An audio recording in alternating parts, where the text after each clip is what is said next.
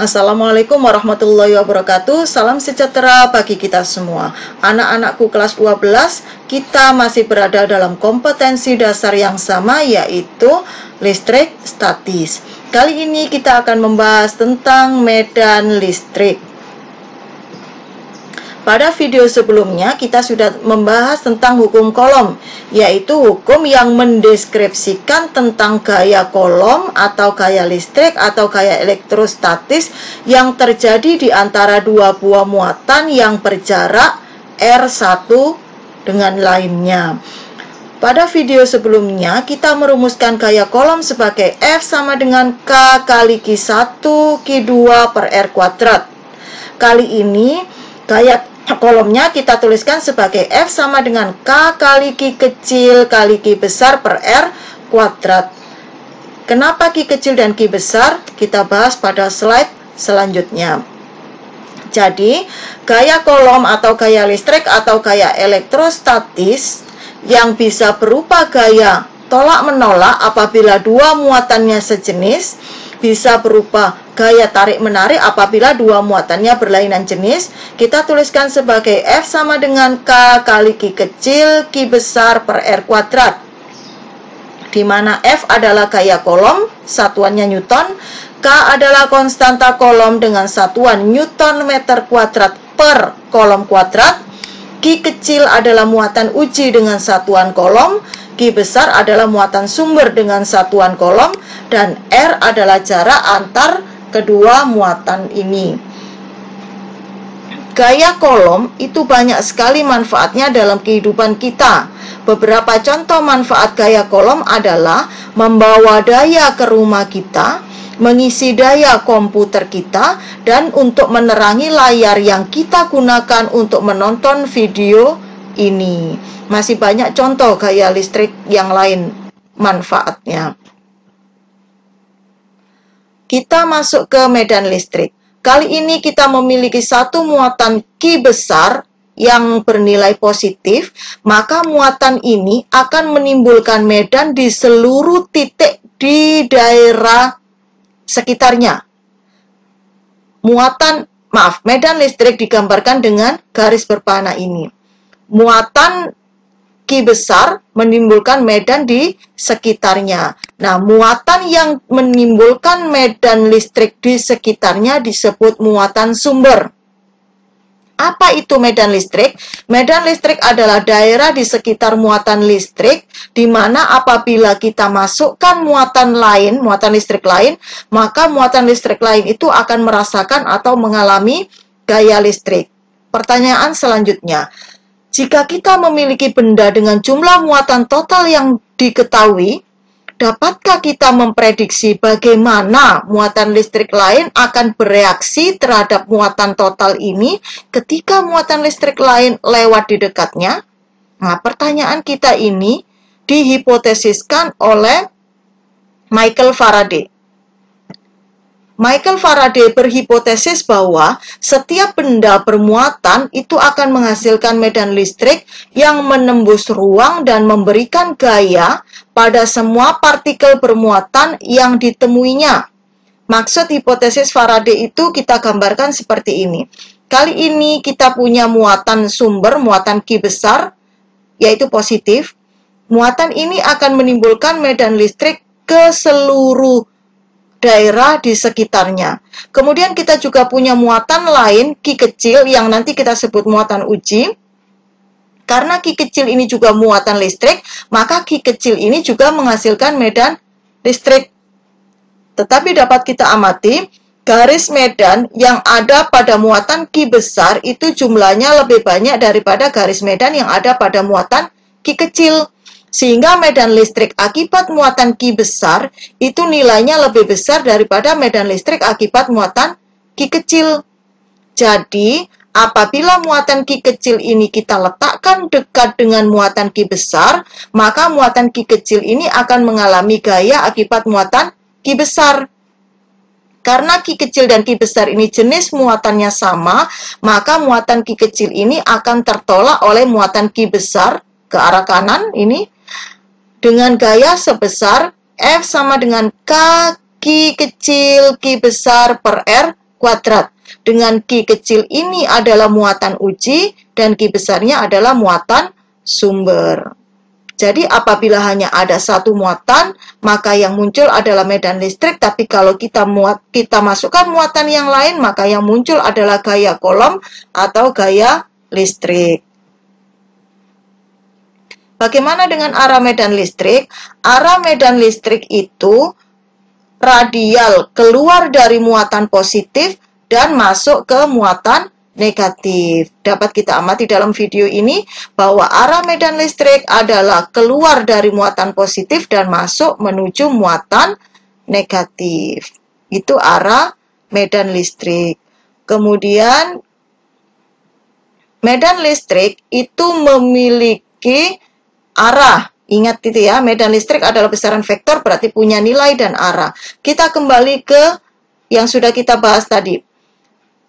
Jika kita punya muatan sumber Q besar, kemudian kita taruh muatan uji Q kecil, maka di antara mereka berdua akan muncul gaya kolom yang besarnya F sama dengan K kali Q kecil Q besar per R kuadrat. Kemudian, karena Q besar itu menimbulkan kuat medan listrik yang lebih besar dibandingkan kuat medan listrik yang ditimbulkan oleh Q, maka di titik ini, pada muatan Q ini, akan muncul kuat medan listrik akibat Q besar ini. Berapa besarnya? Besarnya adalah gaya kolom yang terjadi di antara mereka dibagi muatan listrik yang ada di titik ini. Ingat, kuat medan di titik manapun itu tidak harus ada muatan di titik itu, asalkan ada muatan sumber. Jadi, ini ada satu muatan sumber, maka di titik manapun di sini, di sini, di sini, di sini, di sini, dan di sekitarnya itu akan mengalami kuat medan akibat muatan Q besar. Nah, kali ini di titik ini ada muatan Q kecil. Maka antara Q kecil dan Q besar akan muncul gaya kolom. Di titik ini ada medan akibat Q besar. Karena di sini ada muatan Q kecil, maka kuat medan di sini yang dialami akibat Q besar, itu nilainya sama dengan F per Q, di mana E adalah medan listrik akibat muatan Q besar, sama dengan F. F ini adalah gaya kolom antara Q kecil dengan Q besar, dibagi dengan muatan uji Q kecil. Akibatnya, kuat medan listrik di titik ini akibat Q besar sama dengan F-nya kita ganti dengan K kali Q kecil Q besar per R kuadrat dibagi dengan Q. Jadi, kuat medan listrik di titik manapun yang diakibatkan oleh muatan Q besar, kita tuliskan sebagai E sama dengan K kali Q per R kuadrat. E adalah kuat medan listrik akibat muatan Q. R adalah jarak satu titik ke muatan Q ini. Medan listrik memiliki 4 sifat penting. Sifat pertama adalah garis medan listrik selalu dimulai dari objek bermuatan positif dan berakhir pada objek bermuatan negatif. Jika satu muatan itu menghasilkan 6 garis medan listrik, maka muatan negatif ini menghasilkan 6 garis medan listrik.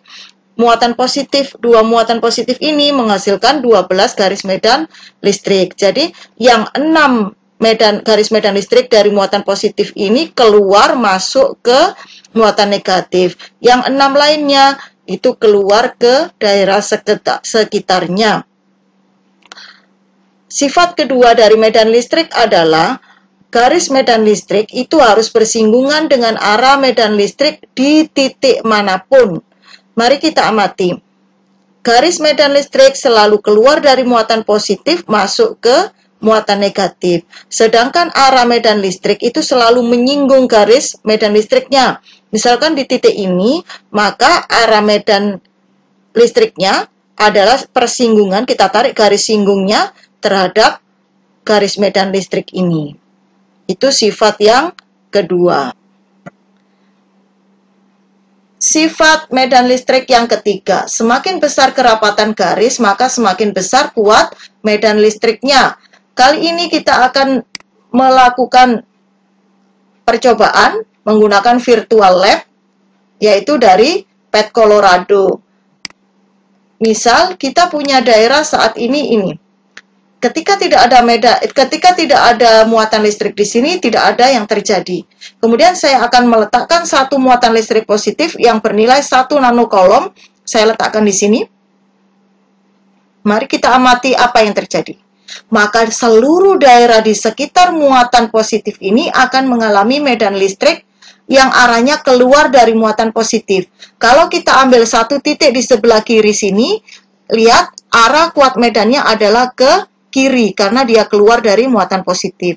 Kalau saya ambil satu contoh di sini, titik di sebelah atasnya, maka kuat medannya akan keluar dari muatan positif, arahnya ke atas. Begitu juga kita kalau ambil satu titik di sebelah kanan muatan positif ini, maka kuat medannya akan keluar dari muatan positif, di titik itu akan arahnya ke kanan. Bagaimana kalau muatan listrik negatif yang kita letakkan? Oke, mari kita ulang. Kita letakkan muatan listrik negatif sebesar 1 nanocoulomb. Mari kita amati apa yang terjadi.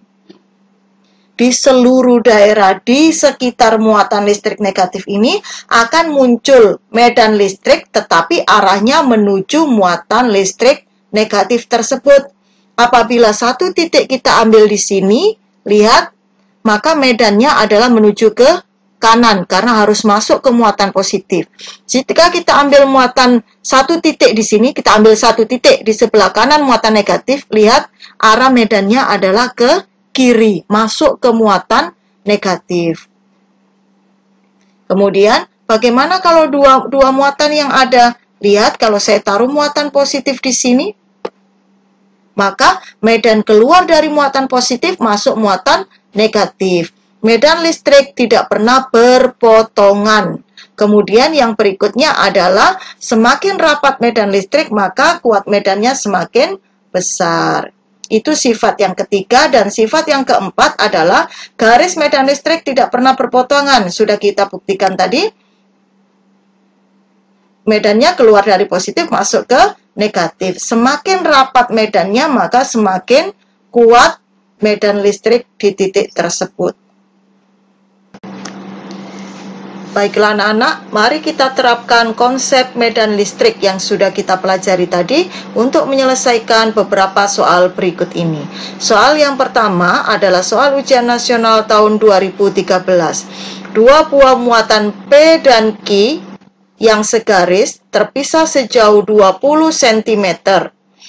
K sama dengan 9 kali 10 pangkat 9 Newton meter kuadrat per kolom kuadrat, dan 1 mikro sama dengan 10 pangkat min 6.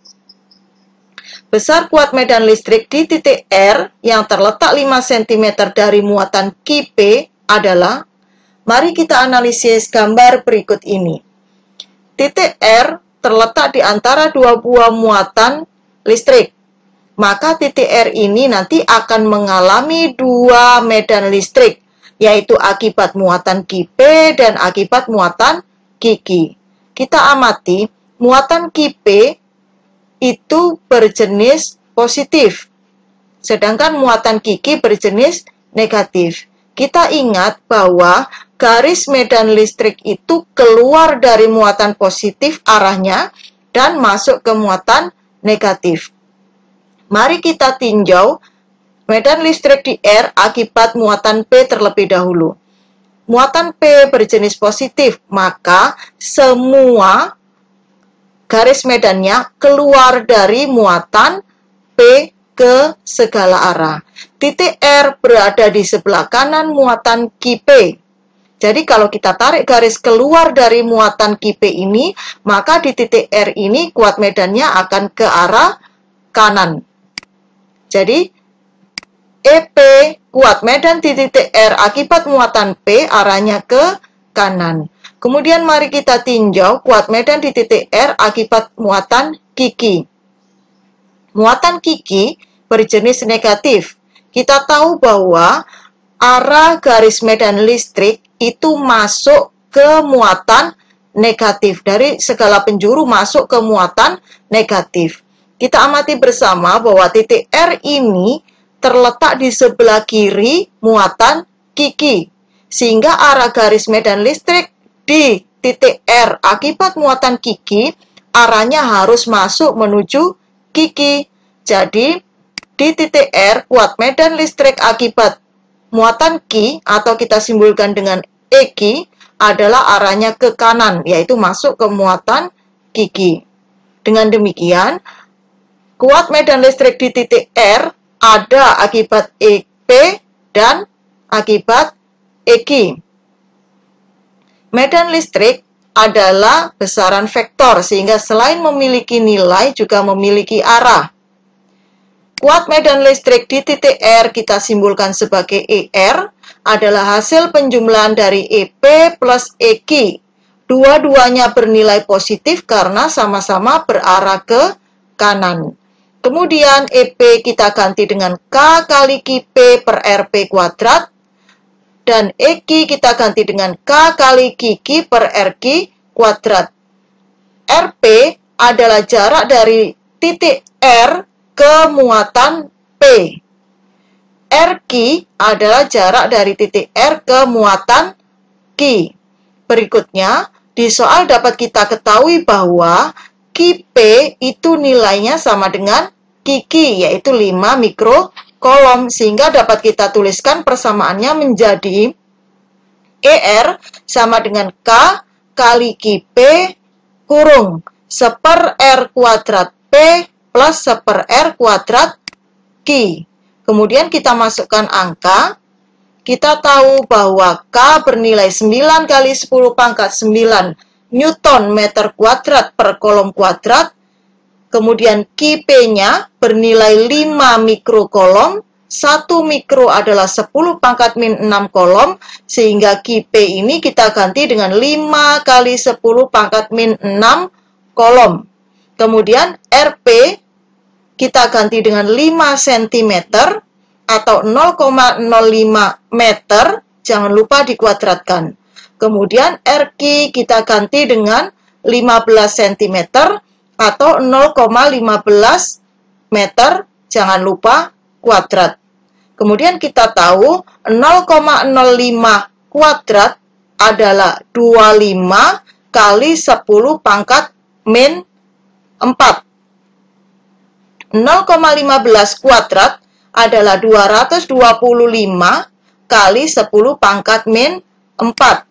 Sehingga persamaan kita yang ini tadi adalah 25 kali 10 pangkat min 4. Kita naikkan 10-nya ke 10 pangkat 4-nya min 4-nya ke atas sehingga sama dengan 10 pangkat 4 per 25.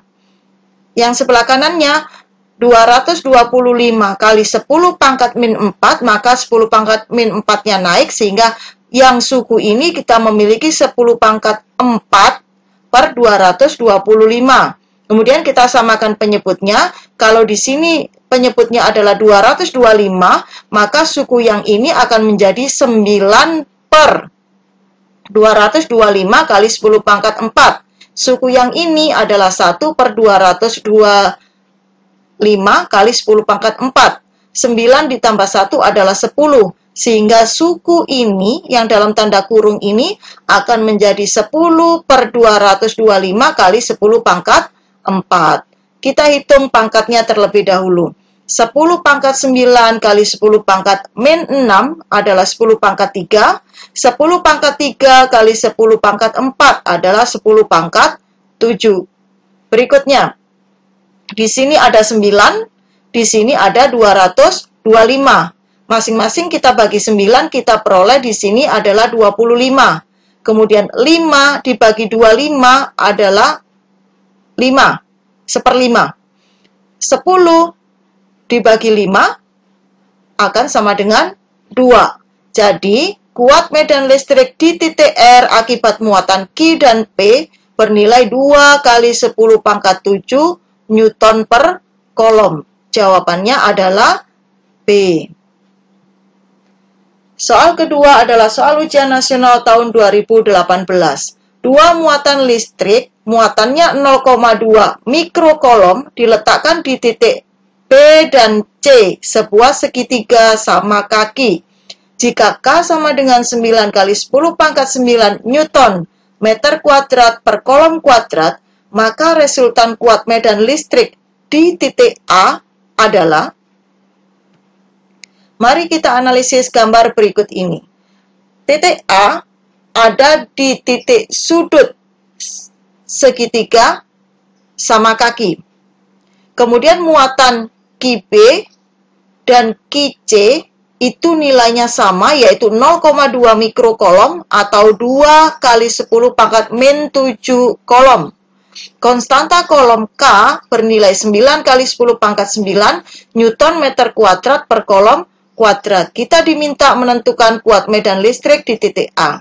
Kita lihat, A ini terletak di antara dua buah muatan positif. A akan mengalami kuat medan listrik akibat B yang arahnya, jadi dari B ini karena muatannya positif, maka kuat medan listriknya keluar dari B, jadi arahnya ke sana.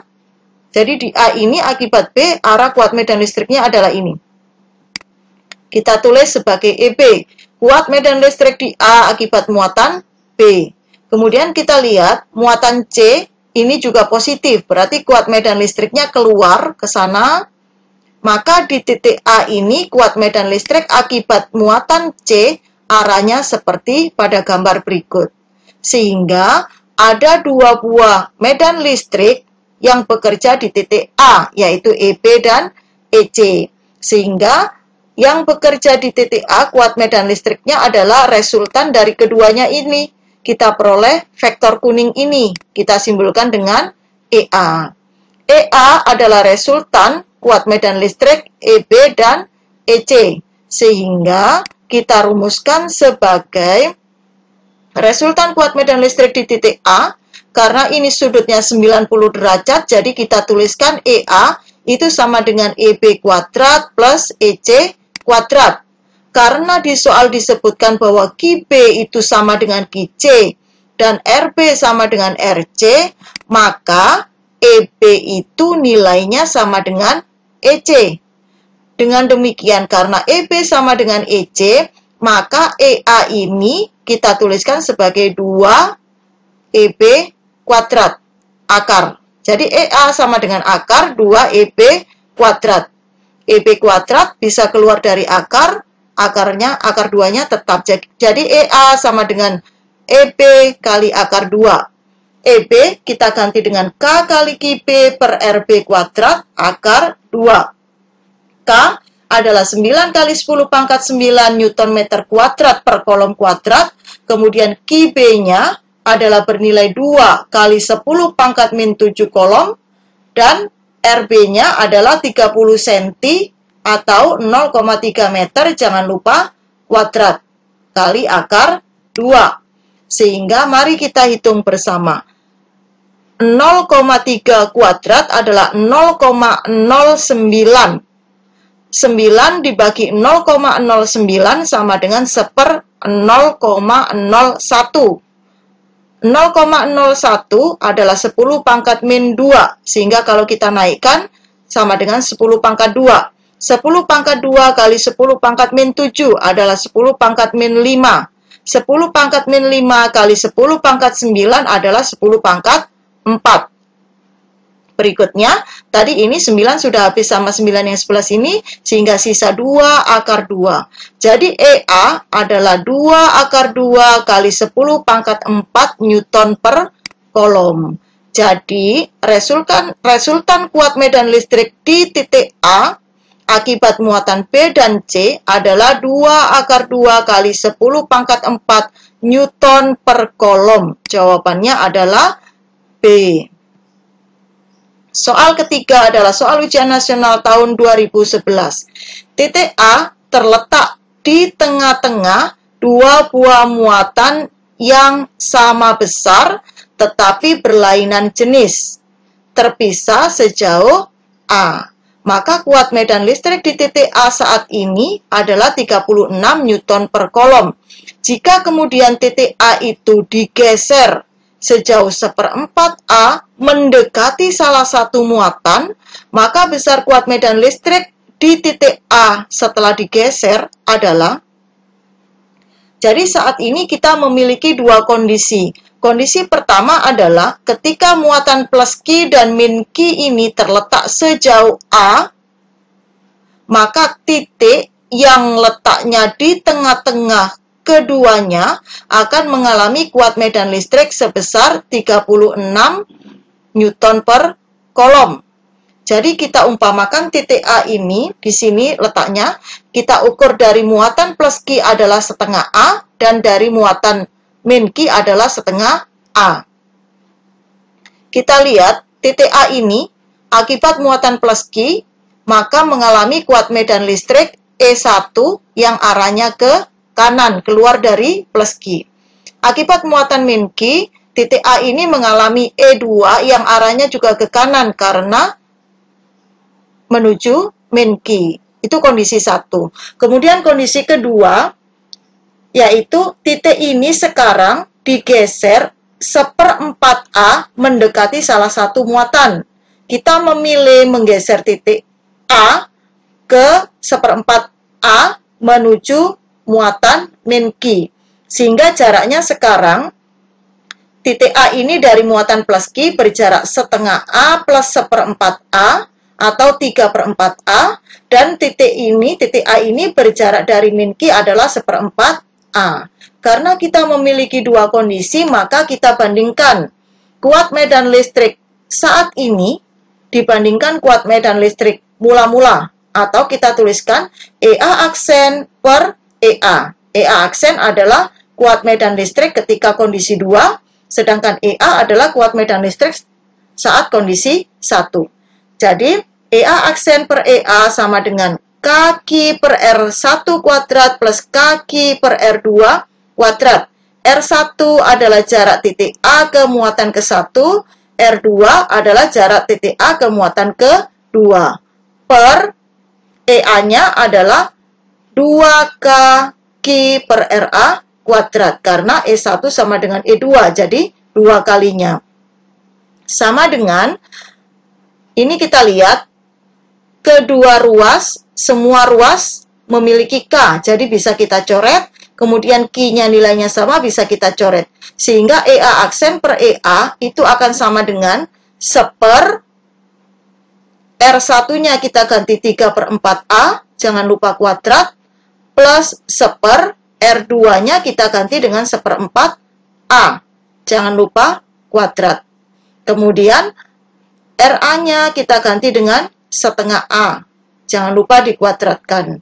Sehingga EA aksen per EA-nya kita ganti 36 Newton per kolom sama dengan 1/3/4 A kuadrat plus 1/4 A kuadrat per 2 kali 1/setengah A kuadrat. Kemudian kita uraikan yang ini, 3/4 kuadrat berarti 9/16 A kuadrat. 16-nya naik menjadi 16/9 A kuadrat. Kemudian yang sebelah kanan, 1/4 A kuadrat menjadi 1/16 A kuadrat. 16-nya naik menjadi 16 per A kuadrat. Kemudian kita samakan penyebutnya. Dan yang bawah, 1/2 A kuadrat menjadi 1/4 A kuadrat. Sama-sama semua ruas memiliki A kuadrat, kita coret. Kemudian jika ini kita hitung, Anda boleh praktek di rumah, maka yang saya lingkari ini, itu nilainya adalah 20/9.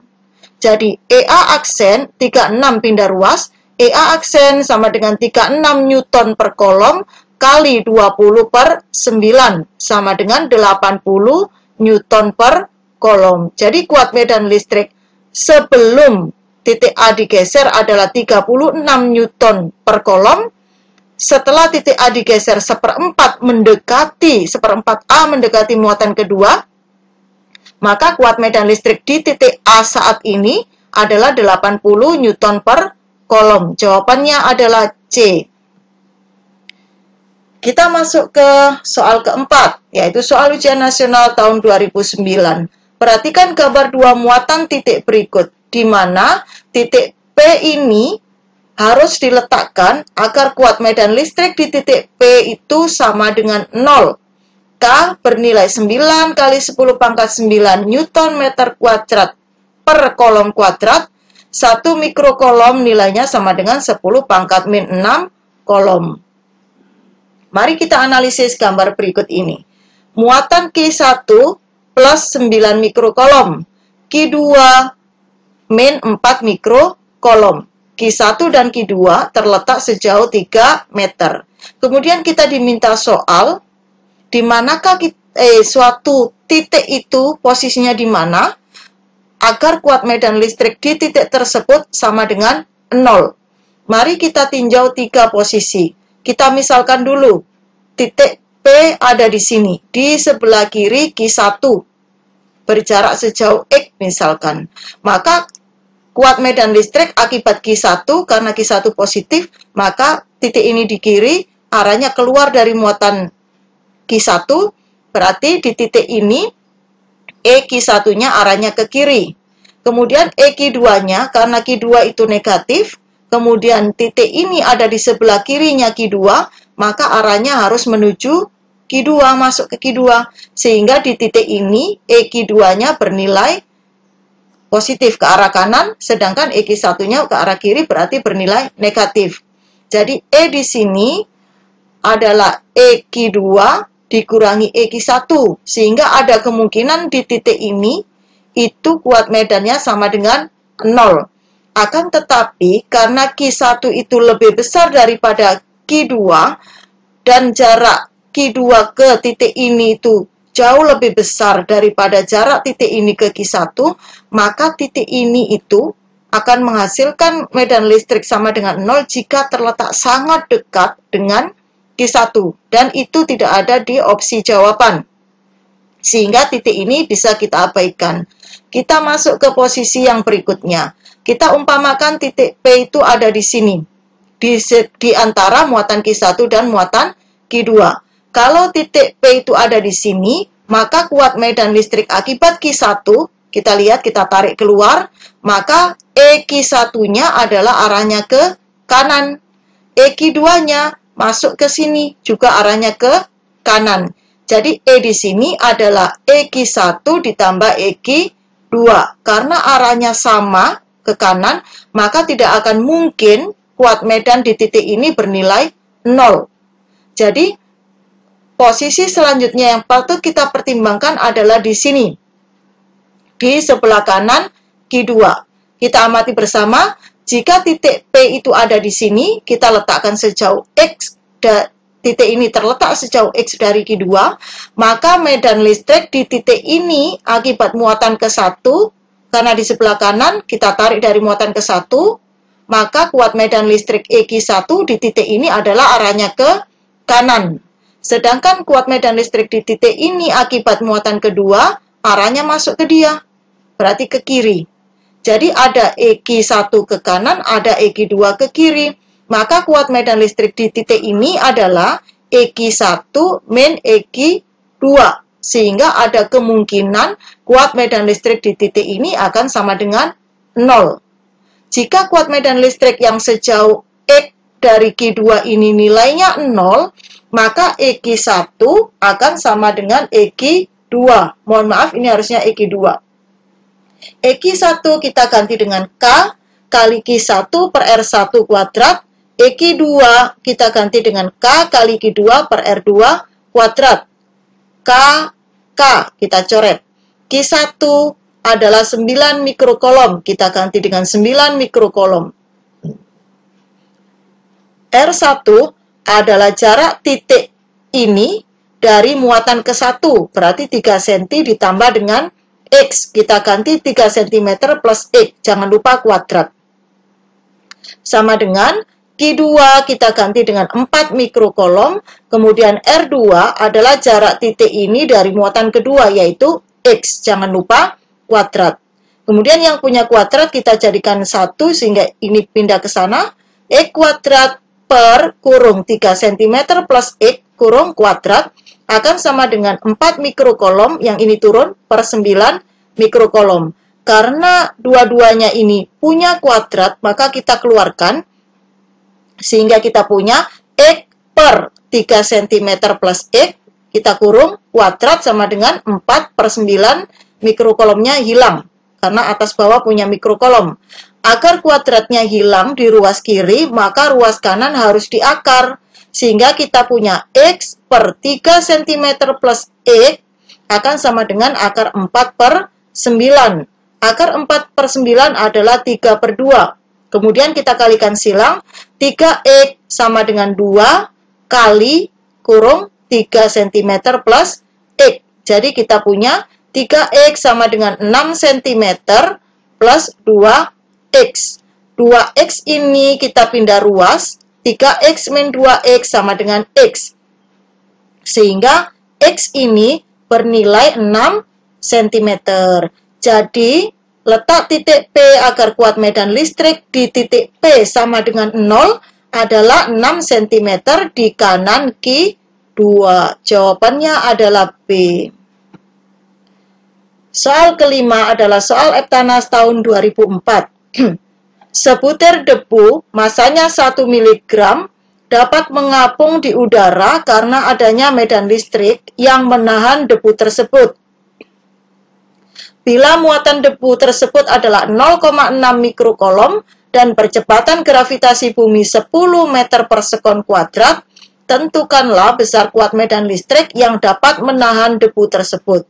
Jadi kali ini kita punya debu yang punya massa 1 mg atau 10 pangkat min 3 gram atau masanya sama dengan 10 pangkat min 6 kg.